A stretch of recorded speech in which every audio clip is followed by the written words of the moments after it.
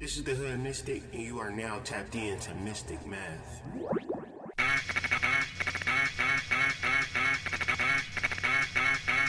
Good morning, Grand Rising. It is the Hood Mystikk.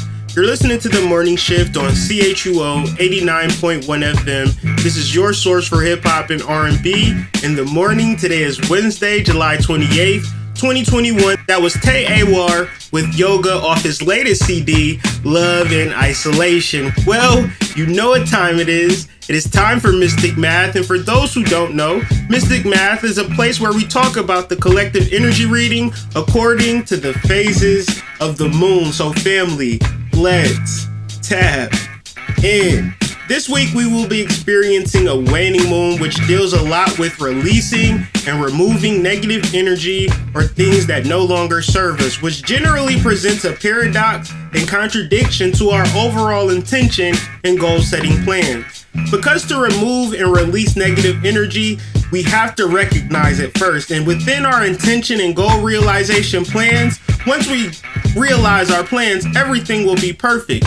But what this thought process does is that it never allows for the removing of that which may be blocking us from actually getting to that perfection. So quite simply, acknowledging our blocks, negative people, places and things, situations that we need to work through is not a bad thing. It's actually a very powerful thing. However, what results in the bad thing is when we imagine that there is no negativity that we have to remove, and thus these things just don't exist, and these things tend to grow larger like weeds. So negative energy would be equated to like trash, and if you never remove your trash because it's stinky, because it's yucky, you just don't want to touch it, it's just gonna grow over time and get smellier and smellier and smellier. In order to get rid of the smell, you have to remove the trash, and this is the energy that we're talking about in reference to a waning moon. So we could be so bogged down with negative energy that when we simply release it, we either A, want an entirely different thing than we did when we were holding on to negative energy, or B, we're able to achieve what we want so much easier. That is why releasing during this 2-week period, which leads up to the new moon, August 8th, is going to be so powerful for you. So like Elsa from Frozen, Toni Braxton, it's time to let it go and let it flow. One of the messages that I always like to share with you and everyone else is the message of healing. And when it comes to healing, there is an abundance of it available. And a large part of that healing is learning how to start over and let go. By taking what you have learned so far and also letting go that which no longer serves you becomes a simple method to assist you during the waning moon leading up to the new moon.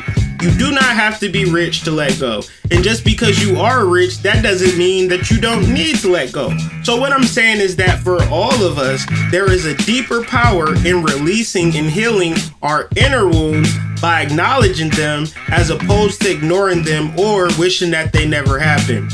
My good friend Paul Harvey has a powerful quote that will send us home and something that we can reflect on throughout the week. And the quote goes like this: in times like these, it helps to recall that there has always been times like these. End quote. Hey Paul, that is my story, and I'm sticking to it. Up next, we got Toni Braxton with Let It Flow.